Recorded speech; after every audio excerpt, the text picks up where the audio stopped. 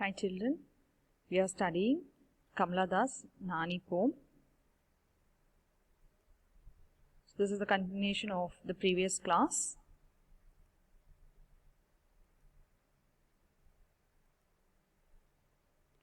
So Kamala is an Indian poet. I am sharing the image of the poet Kamala and another image of not Kamala, Nani, Dalit women. So Nani, as I said, is a symbolic poem, and the maid, she commits suicide, and the poet, being a child at the time, she could not understand what happened to the maid. And now we are in the second stanza, second part of the poem. We finished the first part in the previous class, so we'll move now to the second part of the poem. So the shrubs grew fast before the summer's end. The yellow flowers had hugged the doorway and the walls. The privy, so abandoned, became an altar then, a lonely shrine for a goddess who was dead. So the shrubs grew fast. So this is very contrasting, as someone's death usually makes the environment a bit gloomy, dull and airy. But if you see here in this poem, the shrubs grew fast. So this is something contrast or opposite.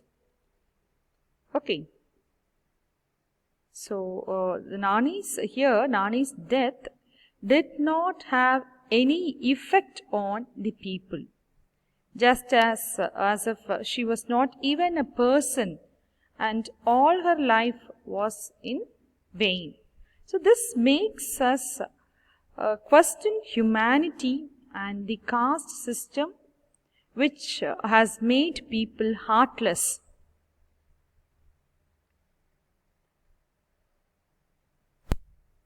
See, the poet actually explains the events that followed from the perspective of a child. So Nani is actually hanging from the top by the rope, made the young children think that she is trying to delight them. And the stanza also, this first stanza reveals two things.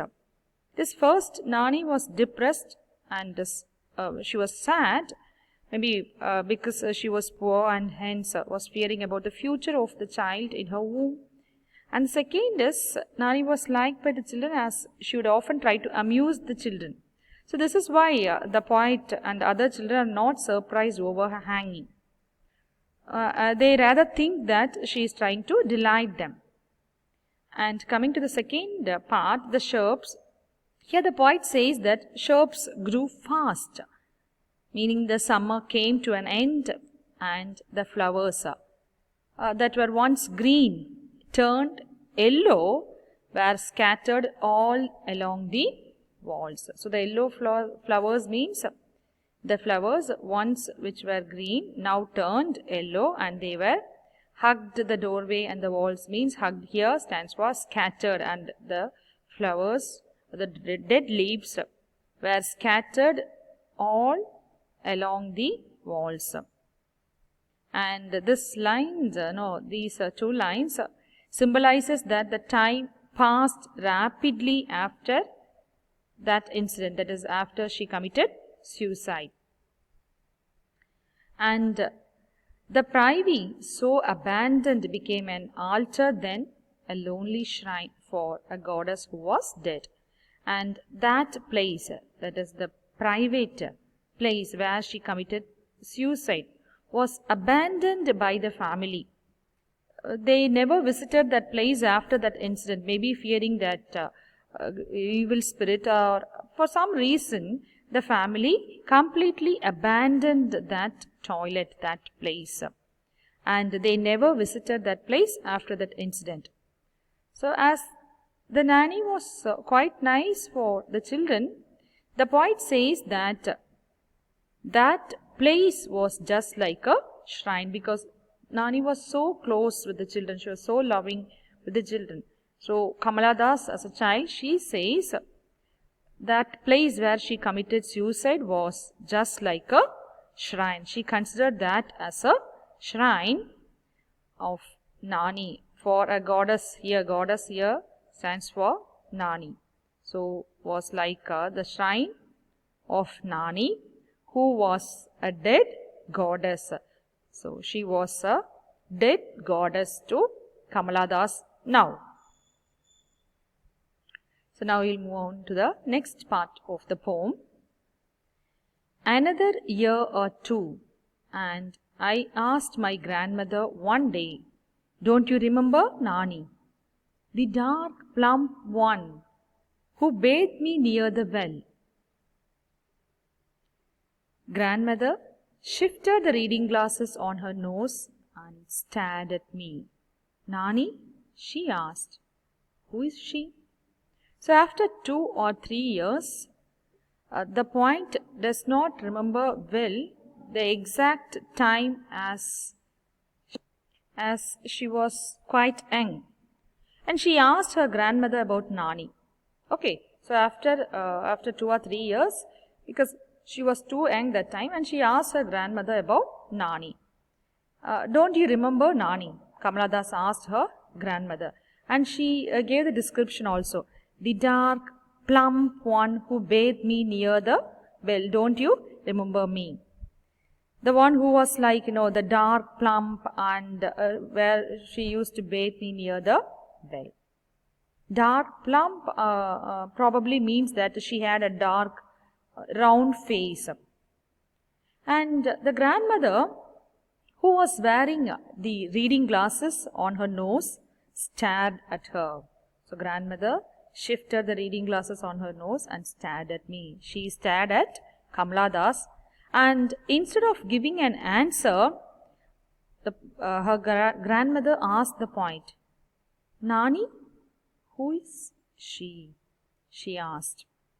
So her cross question can either mean that she was deliberately trying to forget Nani and that incident, or that she did not want to upset Kamala by narrating her the sad story of that poor woman. We do not know. These two could be the reasons. Okay. So Nani, she asked, who is she? So with that question ended Nani. So that with that question, she raised a question, who is Nani? That issue came to an end. So these lines tells that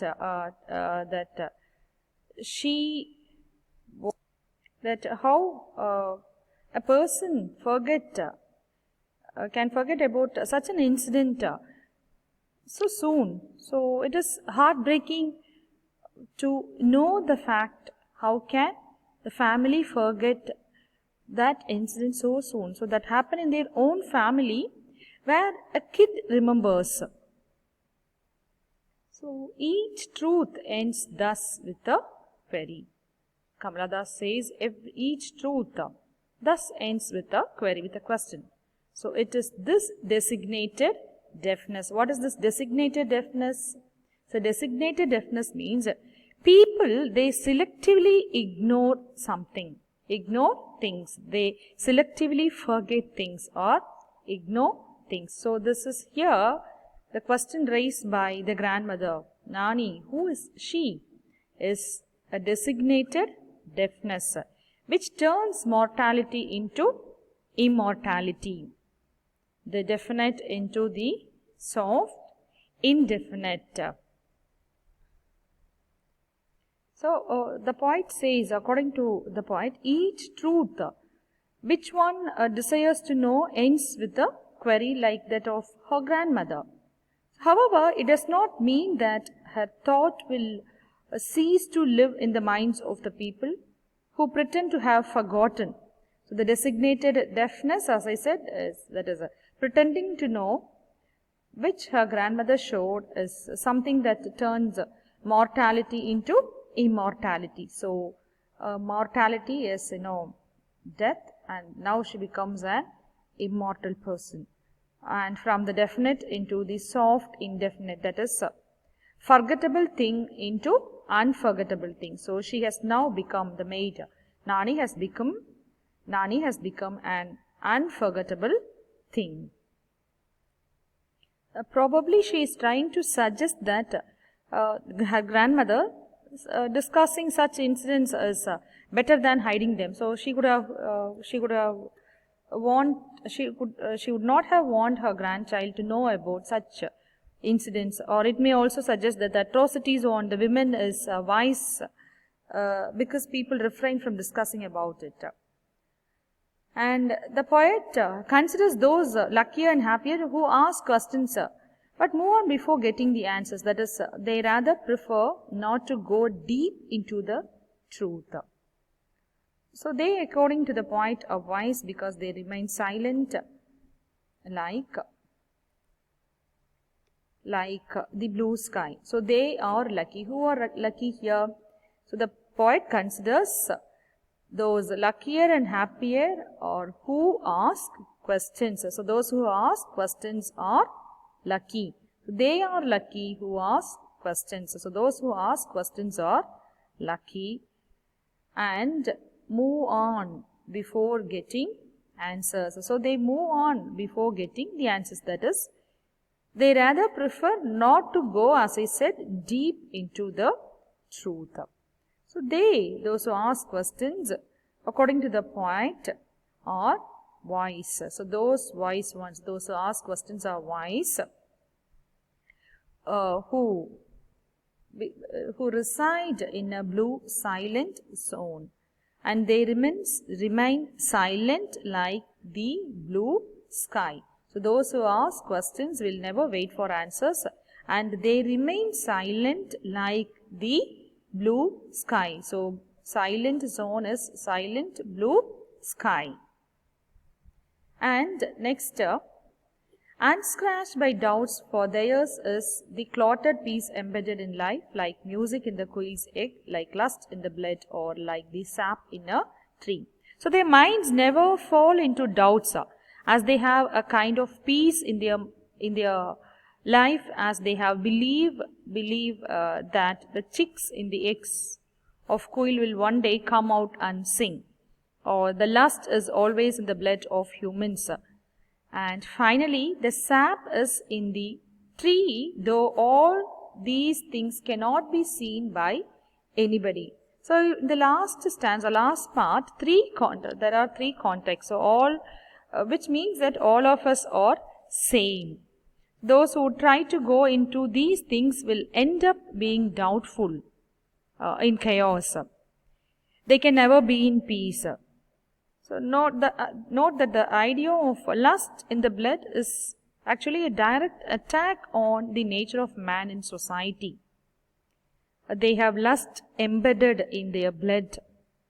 And the poet is trying to convey that Nani might be a victim of this lust, though it has not been mentioned in the poem. So the poet says that Nani could be the victim of this lust. So Nani is a complete poem in the sense of bringing out the humanity in us and showing us the way to retain our own true nature. So the speaker of the poem recalls the suicide of a pregnant servant in her grandmother's house and the silencing of the tragedy. So Nani, the maid servant, she commits suicide by hanging. The poet, who was a child at the time, imagines as the dead body turns round on the rope that she, the maid servant, was doing to delight the children. So the woman who had been a doll for her seducer remains a doll in her death. For the children who cannot understand the situation, she seems to be a puppet hanging on a rope. So grandmother's questions ends Nani's existence but initiates wide-ranging meditations about truth. So beginning with the observation that the grandmother answered her question with a question, the speaker of the poem considers the relativity of truth. So Kamala Das poetry and journalism about the role of women in modern Indian society.